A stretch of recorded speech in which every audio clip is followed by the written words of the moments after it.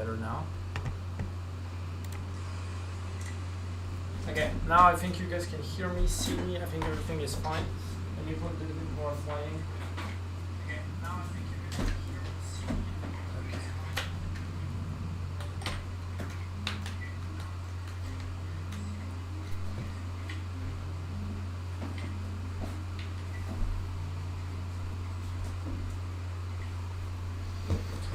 Okay. Okay.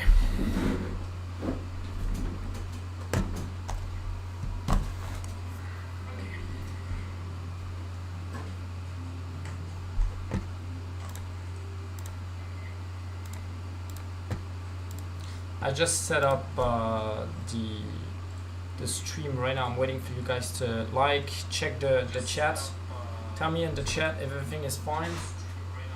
Hello, how are you? Thank you, Kevin. Thank you, David. Thank you, Nicolo. Okay, perfect. Tell me in the chat, guys, if everything is fine, if you can see me, hear me, if we're all good. And what we're gonna do is checking golds. So I usually don't like trend lines so much, as you guys know. But as you can see on a long time frame, we can really identify the lows and the highs of the structure. So it's kind of interesting to see that basically you still don't want to target like buys at this point. What you would like to do would be something like targeting buys if you can see the structure, the top of the structure is just retested and keeps going higher. That would be interesting. But basically you see that it's kind of easy to see where to buy and where not to buy. And here on the graph, we are on gold in the middle of nowhere. So we have two options. We have two options here. First option is we aim the top of the target because we basically have, as you can see, higher highs. So something like that. That would be nice. That would be nice because the fundamental news are kind of bullish. Let me get my iPad. I took the notes about the fundamental. Yasin saying buy or sell, bro. When you guys say buy or sell, I can know from that message that you're not making money in trading. It's not against you, Yasin. You might be making money in trading, but most people saying buy or sell, they look to me like, well, never mind.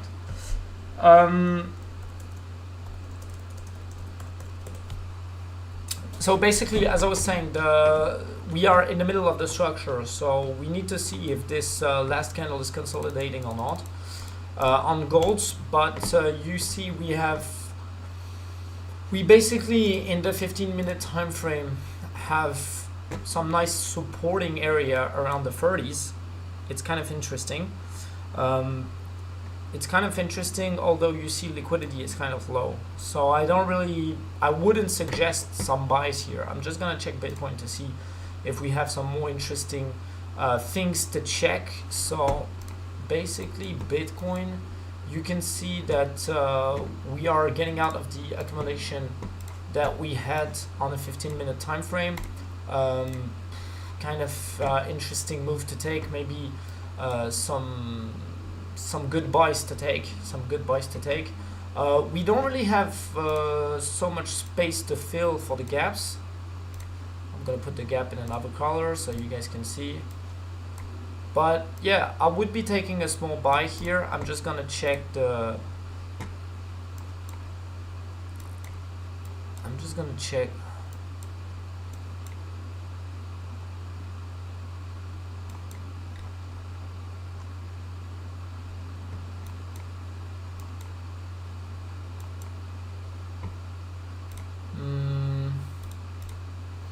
Yeah, what I'm gonna do is I'm gonna start taking a buy. I'm gonna be taking a buy on Bitcoin. Might be a little bit late, but basically I just want to take a few pips here. I just want to take 200 pips. Basically, we can basically have a retest on the structure, so don't overexpose yourselves. I'm just taking a small scalp here.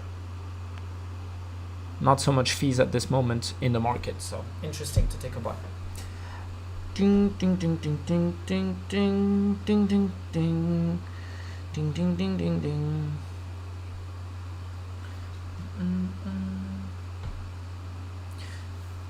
Hamas agrees for a ceasefire. Maybe Zelensky will accept the deal. The fundamentals kind of bearish. Yes, but you forgot about the U.S. Treasury bond yields. They are less attractive for investors recently, so that might have a reaction on gold. That could have a reaction on gold. Of course, the overall structure on gold is bearish, but still kind of uncertain concerning the geopolitical side of the problem. Because yes, they are finding deals. We have to keep up on the TV. I'm gonna put the TV on the side if you guys don't, if you guys are okay about that. I'm gonna keep the sound very low, but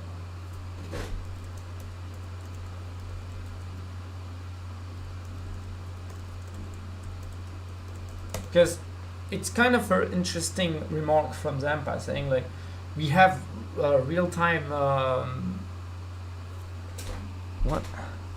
we have real-time geopolitical stuff going on, and we have to watch what's happening, because it's basically gonna make the reaction we need and the liquidity we need if there's something going live. But as you can see, it's kind of uninteresting to trade gold. When you see spikes like this in both ways, what do you guys want to trade? What do you guys want to do? There's nothing to do here. That's why I'm gonna focus on Bitcoin right now. But I don't see that increasing as we go forward here. I think it's going to be about like it is, which is why, in retail, trend is your friend. If you want to know what I think is going to happen the rest of the year, look what's been happening, and I think that's what you're going to see. Yes. All right. For sure, Zempa. See how it plays out. Not for Bitcoin though. We always do. Thank you for your not for Bitcoin. Not for Bitcoin, Zempa. But for gold, yes.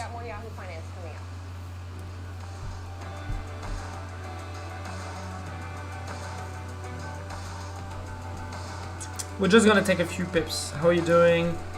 Hello. Reply to me on Telegram. Okay, I'm gonna reply to you on Telegram. Let me check.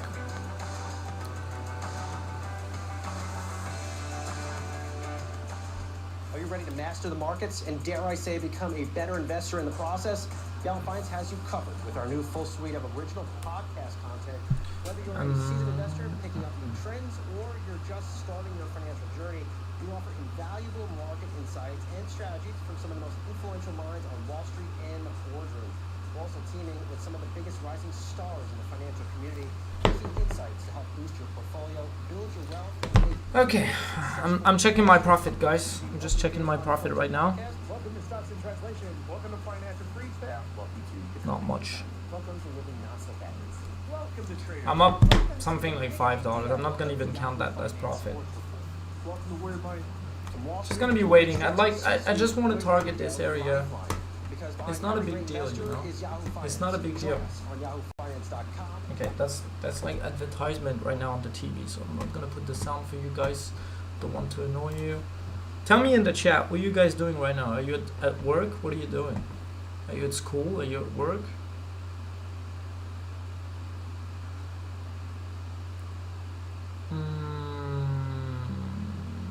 Yeah, we're gonna go there probably. I'm just trying to take a few dollars to. I would say I'm not gonna say to start the day, because basically I'm up. Don't know if you guys can see.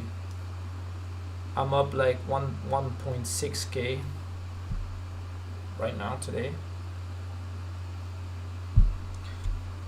but it's not a good day, you know. It's not like the average day that I was used to when I was going out in Thailand.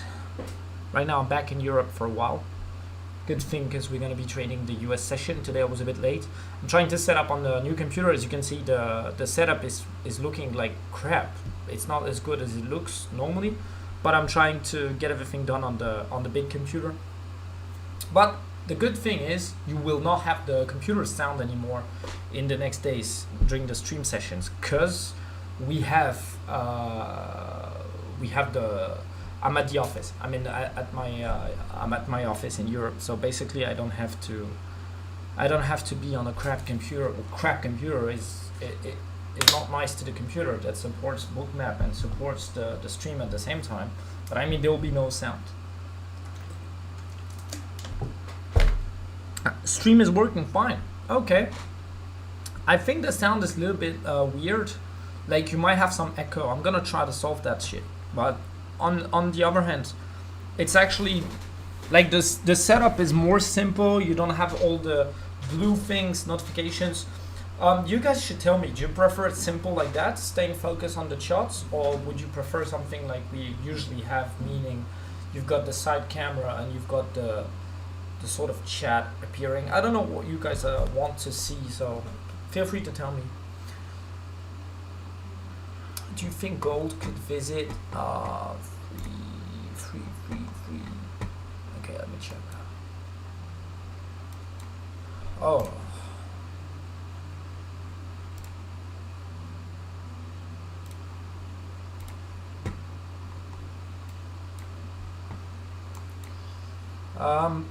It looks a bit far to me for now. But as Zampa was saying, it's only the beginning of the week, guys. It's only the beginning of the week. We need to have more macro insight if we want to know if the price could go down there.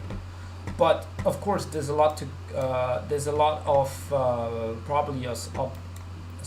there's a lot of profit to make for investors if they get gold to go back at this point. Because right now, the best profit that could be made by Wall Street would be to make the like the gold price go down, so they can rebuy under those contracts. So basically, I wouldn't say 90. I think if it falls down, it will fall down here around this area. It would retest this area, but we need more insight. Because basically, there's no world. If we go back down, there's no world where the price doesn't go under the get those stop losses. Because there are a lot of stop losses under here. So this and this, probably not this, but probably gonna go until there and come back. But basically, this means nothing if we don't check the macro economy first. That's why I'm gonna be checking the market at the same time. Did you make a profit or a loss today? I'm up 1.6, but what?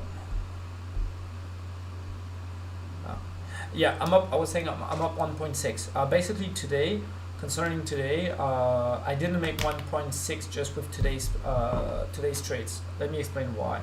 I was handling some positions. I've been closing one position that I was keeping from last Friday, where I sold gold at 55. I don't know if you guys remember, but I've been selling gold at 55. So basically, I've been securing 600, and with just today's TPs, I've been making only 600 for now. Because we've been taking only a few small TPs today, just 2 TP1s for now. That's why I would like to find a trade on gold. For now, I'm up $50 on Bitcoin. You know, for those who arrived at the right time on Bitcoin, I told you I was buying. So I told you I was trying to get there, just to this area. So basically, I'm up $48, which is pretty shit, to be honest. Last week was wild. Yeah, you made a lot of profit in the group. Yesterday night I bought 3 was enough for me to start the week. Yeah, for sure it is.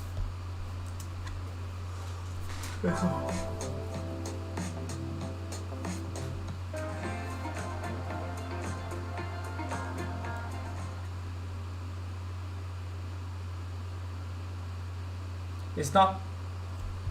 When there's gonna be the big news going on, I'm gonna tell you guys. For now, I'm just waiting for Bitcoin to take a few pips just to go back to this area. I'm gonna take profit here. It's just to make a little scalp. That's it. Nothing much to do. apart from this. Bitcoin will be less concerned by the geopolitical problems than gold. So just keep in mind, when there's nothing to do on gold, it's usually interesting to go to check what happens on Bitcoin. That's my point of view. You don't have to agree, but sometimes Bitcoin is less concerned. Right now, it's kind of foolish. Check how gold is acting. It's kind of foolish. Wait, I'm trying to. Yeah, it's kind of foolish to. You can see the market is not really moving. It's just stuck here. Yeah, it's basically stuck here. So I'm just gonna be waiting. When I'm gonna have some more news concerning Ukraine and all of that, I'm gonna be taking maybe position here. But when there's nothing to do on gold, one tip from Ace: go on Bitcoin, and you'll have something to do. Like a little buy that we've been taking here. I'm up $98 for now.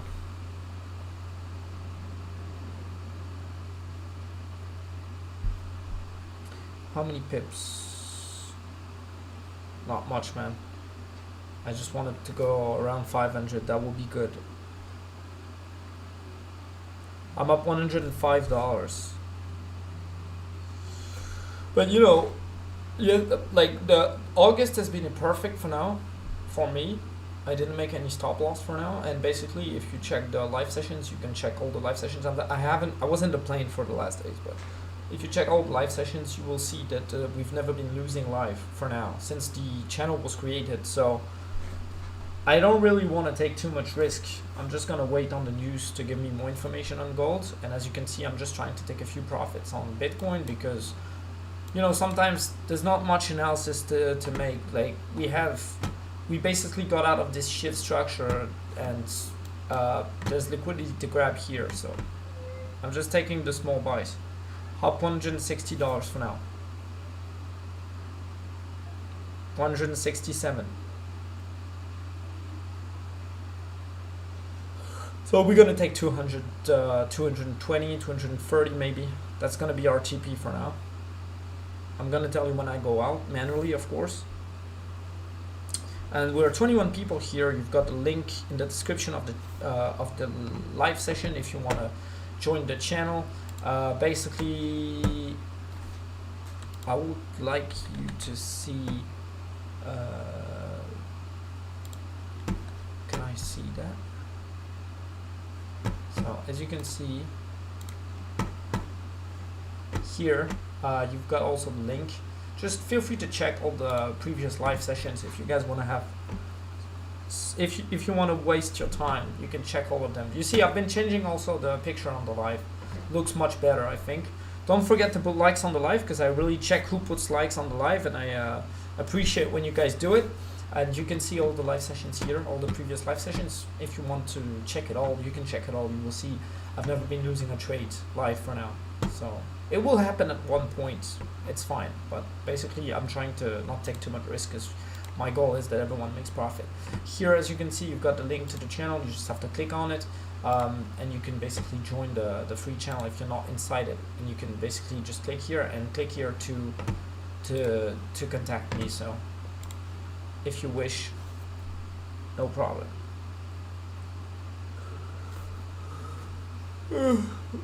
Oh, I've got the news, guys.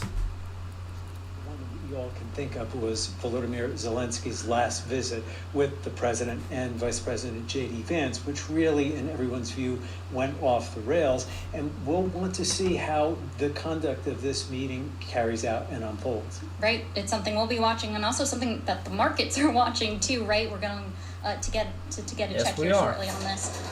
That's right. And now let's go to Charlie Pellet, the voice of Bloomberg Radio and the New York City subway system, for a look at those markets now. Hi, thank you very much. And here's what's going on. Back to work Monday. We've got U.S. stocks now lower. The Dow, the S&P, NASDAQ, we're all in the red. S&P down 7, drop there of just about 0.1%. Dow Industrials down 32. On the Dow, a decline of 0.1%, while NASDAQ is lower by 34. For the NASDAQ Composite Index, a drop right now of 0.1%. What do you guys think? The Russell 2000 Index of small cap shares is advancing up by 0.3%. Your 10-year 4.33%, with a 2-year 3.76%.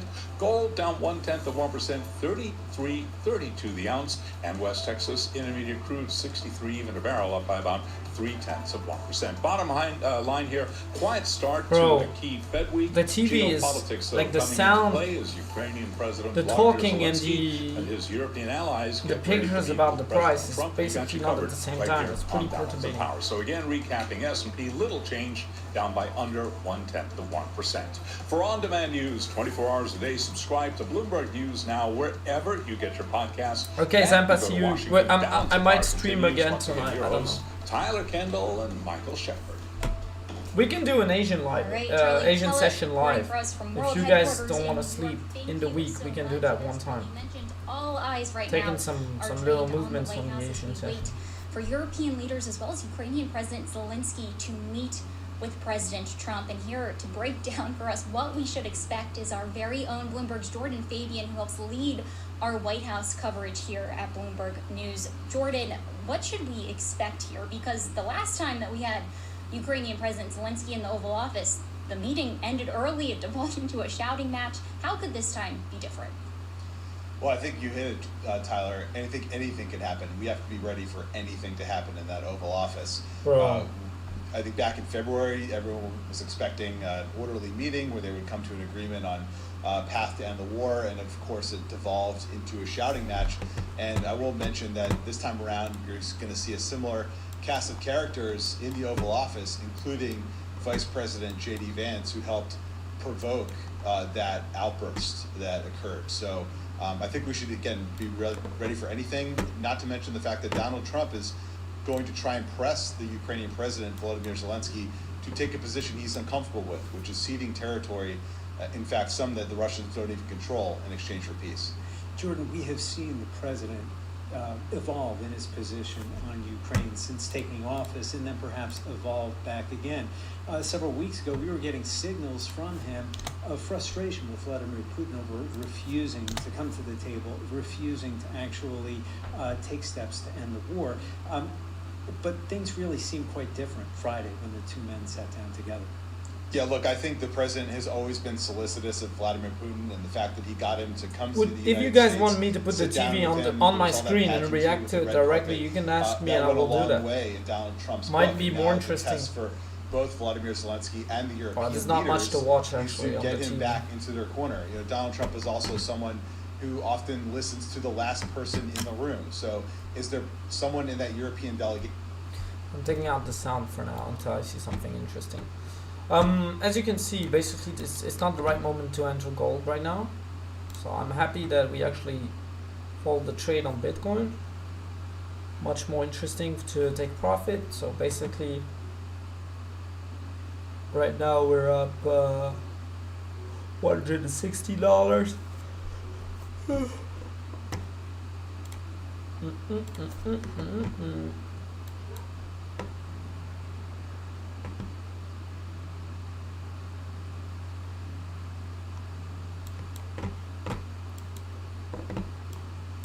We're just gonna close at 500, so we just wait a little bit more, and I'm gonna close around 500. I just want to be taking a little bit of profit. But we have quite the group descending on the White House, and I think it's fair to say that some of them have a relatively warmer relationship with President Trump. I'm thinking about the Italian Prime Minister Giorgia Meloni, Keir Starmer, the first to ink a trade deal. How is that going to potentially alter the dynamics today when you know that these leaders are pushing for some things that this White House hasn't really been on board with? Right. I think the Europeans saw what happened last time when Zelensky was left on his own in the Oval Office and saw how detrimental that outcome was to their position. And so they're sending in this almost support group to try and help him out. And as you mentioned, Tyler, carefully calibrated it with leaders who Donald Trump has gotten along with in the past, and especially the leader of Finland, the leader of Italy. He's had an off and on relationship with Emmanuel Macron of France. Guys, there, while they're Prime talking Minister. about things they don't know about, what you can do is click on the link if you come from YouTube directly and go to site and join the channel to get the free trades that I send every day. And basically don't forget also to subscribe to the channel and activate notifications so you are ready to join the scalping lives whenever I enter and not 5 hours after. So make sure to be there. Just make sure to subscribe, and basically in the description of this live you've got the link to join the channel for free, and don't forget to put a like, because I can see and check every person that put likes on lives, and basically at certain points I can be making contests just for the person sending the most likes or for the person with the most streaks of likes. It depends, so Getting him on make board. sure not to forget about that. For those tuning in on YouTube or wherever you may stream us, it looks like we are getting the first arrivals of European leaders at the White House. A few leaders now starting to step out. It looks like the first one is the NATO Secretary General Mark Rutte at the White House, greeting U.S. officials as they begin to walk in ahead of this meeting. Of course, we're expecting about half a dozen of them to be here later today. But Jordan, I also want to talk about the U.S. side of things. What do we know about the president's own negotiating team? Talking about Steve Witkoff, who has really taken a role in these negotiations. Secretary of State Marco Rubio. What do we know about how the White House has calculated its side of these negotiations? Certainly. I mean, Steve Witkoff has played a big role. He, doesn't have a lot of foreign policy experience. A lot of the proposals he floats on television are, he presents them as novel and extraordinary when in fact they're not, and it kind of betrays his lack of experience on the world stage. The problem is he's a personal friend of Donald Trump, and so I think that's been a challenge for the Europeans, is that you have someone talking to Vladimir Putin who doesn't necessarily know the history of this conflict. We're talking about something like security guarantees. That was something that was offered to Ukraine in 1994 that Russia then violated when they invaded Crimea. And so for the Ukrainians, they've been working through Keith Kellogg, his Ukraine envoy, Secretary of State Marco Rubio, who is someone who has a little more experience, but doesn't appear to have as much influence as Steve Witkoff. Jordan, when it comes to this question of security guarantees that you just mentioned, is it possible that the U.S. and Russia could be on the same page when it talks about them? This is what we seem to have heard from Steve Witkoff over the weekend, and yet his version of security guarantee sounds an awful lot like Article 5. How is that something that the Russian government would accept? Yeah, that's something they'll have to work out. But, Mike, you'll remember that, in 1994, when they did the Budapest Memorandum, Russia signed that. And that said, Ukraine will give up its nuclear weapons, and in exchange, the signers of that pact, which included Russia, will not use military or economic coercion against Ukraine and take its territory. And Russia did just that. And so I'm sure that Vladimir Putin told someone like Steve Witkoff, who might not know that history, hey, yeah, we're on board for security guarantees. We've been on board for security guarantees. And he says, that sounds great. So they might be on the same page, but then putting it into practice in a way that is going to gain the trust of not only Ukraine, but the European leaders is something that's going to be very difficult to achieve.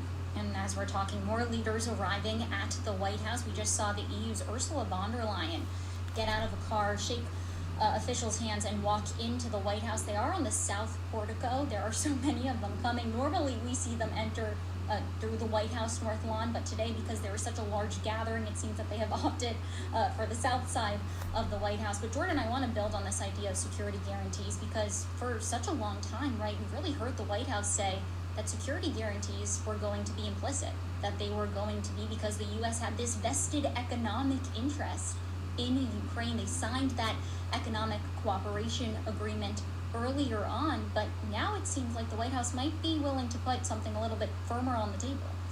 Yeah, there's some sort of mechanism militarily that's been discussed, but it's very vague at this point. And I think not much, guys, for now. Too, I'm just waiting for the reaction. One thing that doesn't get talked about a lot is they don't know actually how many rare earths or There might be what a small kind of sell rare to earths are take there. And so on while gold. that I'm is, just gonna you take know, a they might have the right little first sell. refusal over them. If it's not a big stockpile, I'm just gonna take a what little incentive sell. is there for the U.S. to say, yeah, we absolutely need this territory to satisfy our needs? Taking the sell, guys. Jordan, what would the U.S. role be when it comes to ensuring that these security guarantees actually work and have some teeth?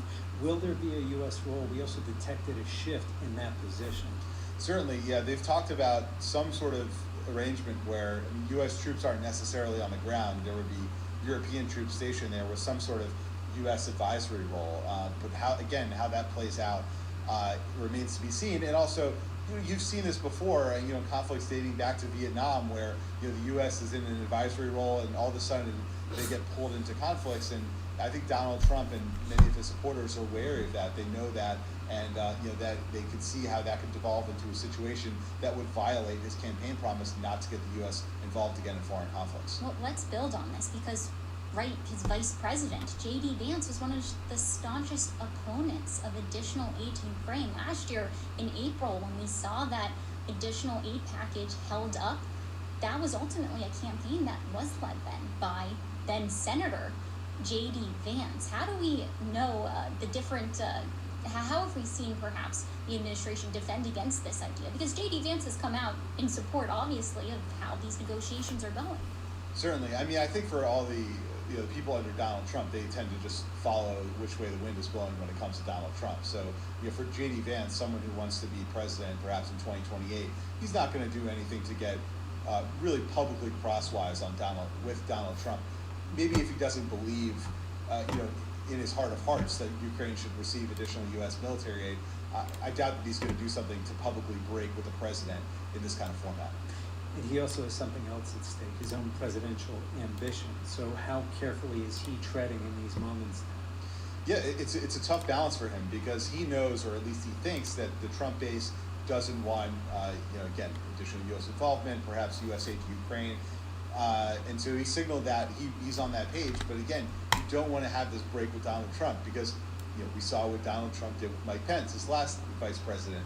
He basically quashed any question of his political future on January 6th, and any other administration officials who've gotten crosswise with him, he's hit them over the head. And so J.D. Vance certainly knows that.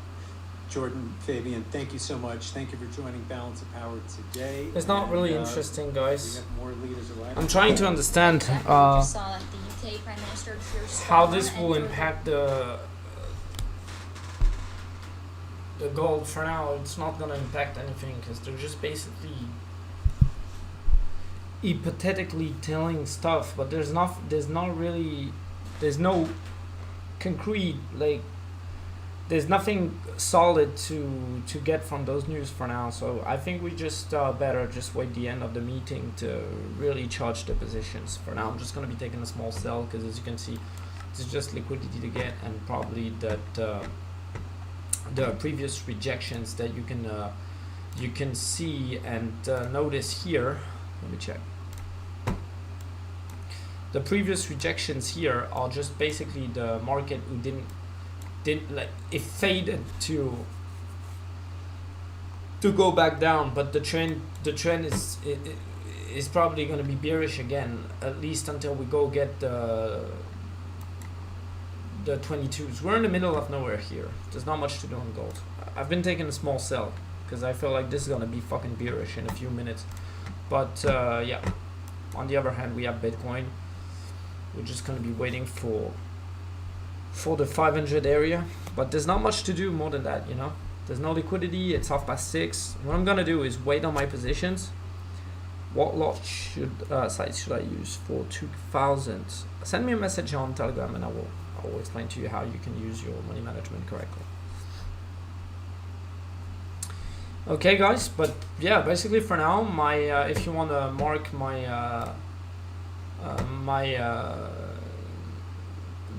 my TP is gonna be in this area around 500. So basically, you can still enter if you guys want to mark that down. And basically, concerning gold, what I'm gonna do is I'm gonna leave my scalp here.